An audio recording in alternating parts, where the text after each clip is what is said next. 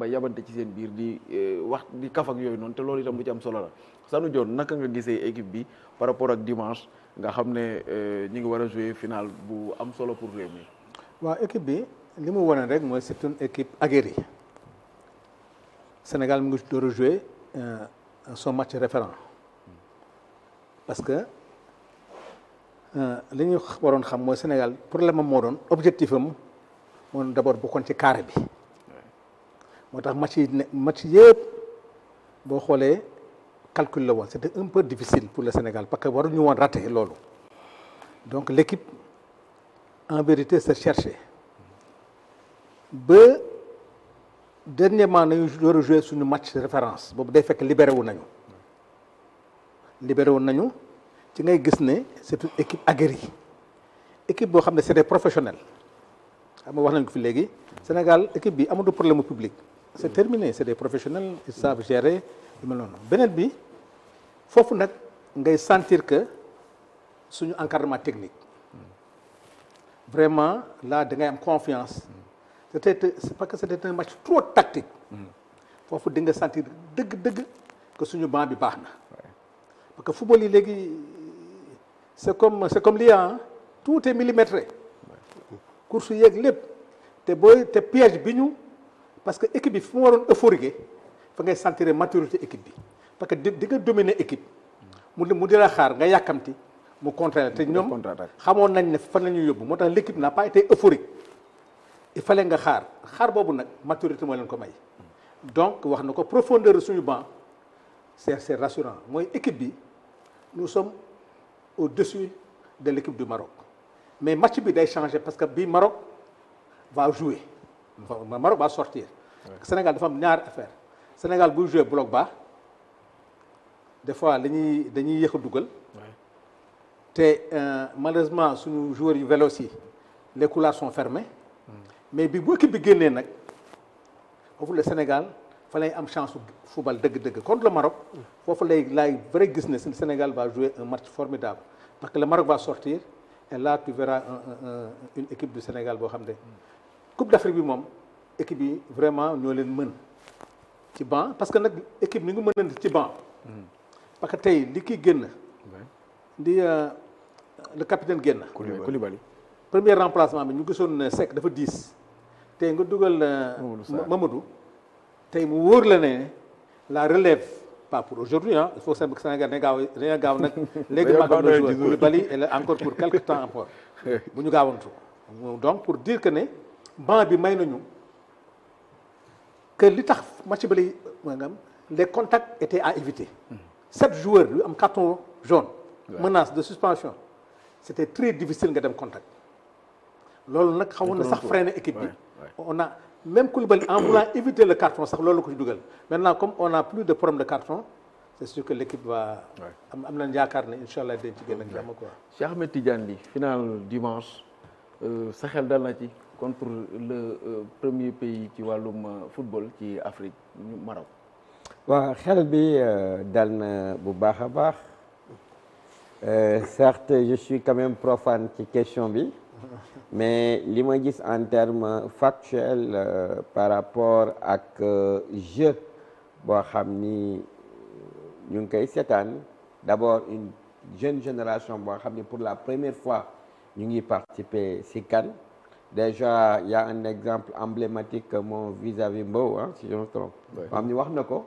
wala am na ki ko doon wax avant ñuy commencer émission koo xam ni da doon jubilé en 2002 El Hadj Malick Diouf El Hadj Malick Diouf mu am tey muy tey di jouer finale donc par rapport fondamentalement à cette adrénaline mais cette foi à la victoire mais aussi le capital actif dans la politique du sport en général mais du football en particulier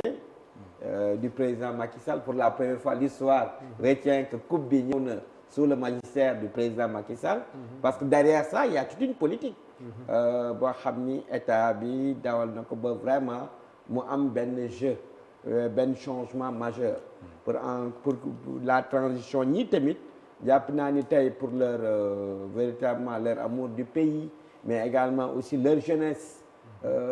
loolu yëpp pour man day conjuguer bëgg a dupliquer loo xam ni seen aîné defoon nañ ko ak suñu Sadio Mané boo xam ni déjà keroog gis nga ñu jeu bu mu def durant toute la Coupe d'Afrique d'ailleurs pour man suñu conjuguer tey ñi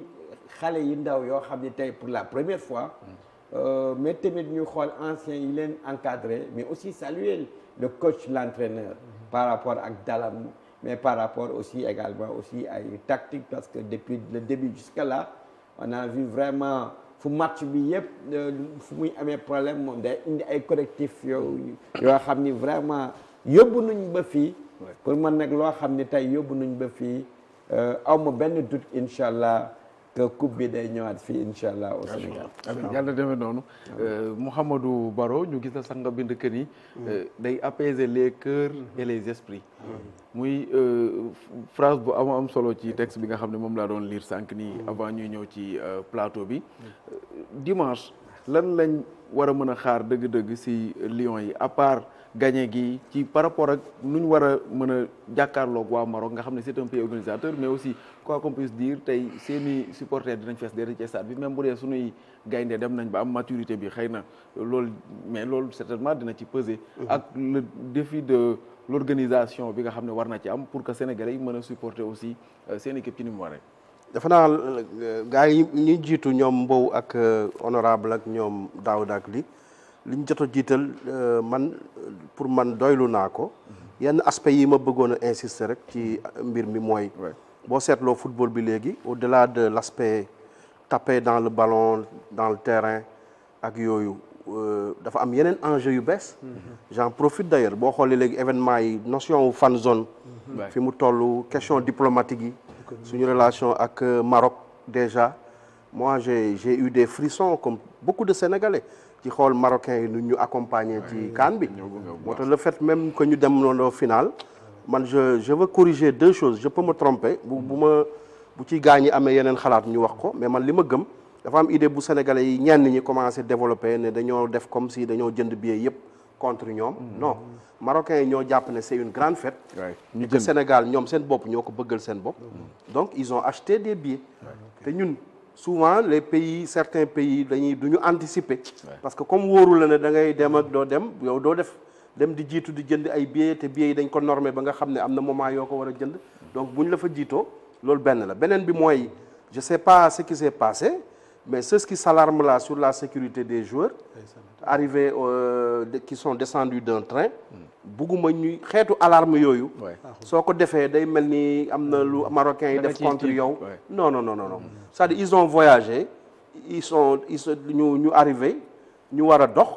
marocains yi bëgg leen di leen jege mais man j'ai pas vu quelqu'un qui a été agressé wala nangam donc et puis souvent c'est ce qui s'alarme là qui disent que way sécurité juróom lañ leen jox nañu bàyyi xel ne notion de sécurité maintenant dans nos pays c'est pas uniquement les gens qui portent des tenues souvent c'est les gens du renseignement des civils qui sont avec même ñun suñu biir équipe bi il y a des éléments de la sécurité de l'armée de la police et même récemment dernièrement le Maroc a fait une grande innovation tous les pays organisateurs dañu jël seeni ay agents de police yóbbu leen commissaire Thiandoum bi ngay gis tey bu central il est actuellement là-bas avec un groupe ils sont dans les tribunes ils sont avec les supporters ils sont avec les joueurs loolu yëpp c'est pour une coordination sécuritaire maintenant man j'en profite d'ailleurs pour jaale suñu benn jeune bu nekkoon ñu koy wax Mbaye Junior Ndiaye fan zone Mbour ak lépp lu fa nekkoon premier ministre Ousmane Sonko jaale na ko sànq ci suba parce que il a organisé la fan zone yi weesu organiser même cérémonie bi premier ministre waroon ñëw tey ba démb ci guddi après que mu jóge ci foofu la dellu këram def crise d'asthme mu wàññeeku donc maa ngi koy ñaanal yàlla yërmande di ko jaale aussi le maire Cheikh Issa Sall ak population Mbour yëpp fii nag man li ma jaaxal li ma bëggoon ñu bàyyi ko xel mooy Sénégal dañu amul culture anticiper sur des événements bon am na ay enquêtes yu ndaw yi ma ci jot a def xam naa ne la police traditionnellement am na dispositif bu ñu teg mais il y a deux scénarios soit ñu ñëw amuñu ndam ñaanuñu ko yàlla mais man maa ngi liggéey ci scénario wu ñu am ndam waaw bugguma li daloon Sénégal 2022 mu dal ñu mooy joueurs yi ñëw def 8 heures de temps ci ay yoon avec ay insécurité même le fait même oto bu war a mën a tax ay joueurs dugg ci am ay grilles waroon nañ ko anticiper defar ko est-ce que dañuy ñëw le dimanche bu ñu gagné wala dañuy xaar le lendemain loolu waroon nañu waxtaanee yu mel noonu pour bañ jël ay risques parce que li ñu jotagum gis nii Dakar ak ci région yi suñ ci jëlul ay dispositions victoire bi dina toll foo xam ne soo maîtriser wul les mouvements de foule mën nañu am ay surprises. il y a des morts déjà. nit ñàkk seen bakkan. crise cardiaque yi waxatuñ ko mais man surtout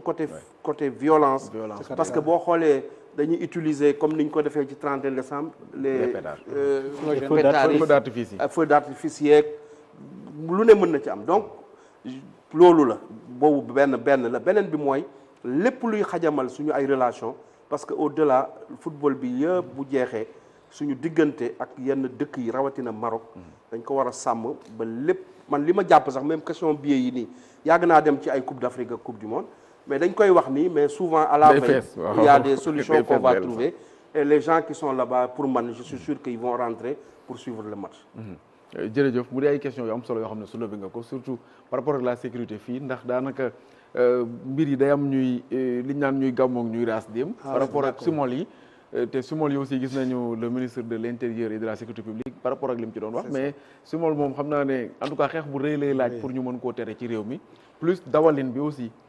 parce que maa ngi doon lire sa texte bi mais même dawalin gi ni ñuy oto yi ngay gis parce que keroog démb yow yaakaar naa laa gis ci Facebook bi mais oto boo xam ne ni ko borom doon dawale ba mbëkk beneen oto tourné waat ci benn kii bu ndaw mu jëm cee def demi-tour. ak des scooters parce que les gens vont jubiler avec des scooters. waaw yooyu yëpp day indi insécurité ci dëkk bi xëy na nag juste victoire moom daanaka ñëpp a ciy bég waaye nag ñu xool bu baax. j'espère que le mot prononcé est bien prémonitoire. Les gens vont jubiler. waaw macha allah incha allah. yal nañu yàlla may yal nañu yàlla may dablu yaatu ñu daal di jàll ci beneen ponk waxtaan wi ngir daal di ci wax mu di wàllum yoon bu fekkente ne élément bi yemb na El Hadj Malick Fall nga tegal ñu ko ñu déglu jëwriñ ñu dénk wàllum yoon di madame Yacine Fall nekk ministre de la justice garde des sceaux par rapport ak déclaration boo xam ne def na ko quand même mu am mbetteel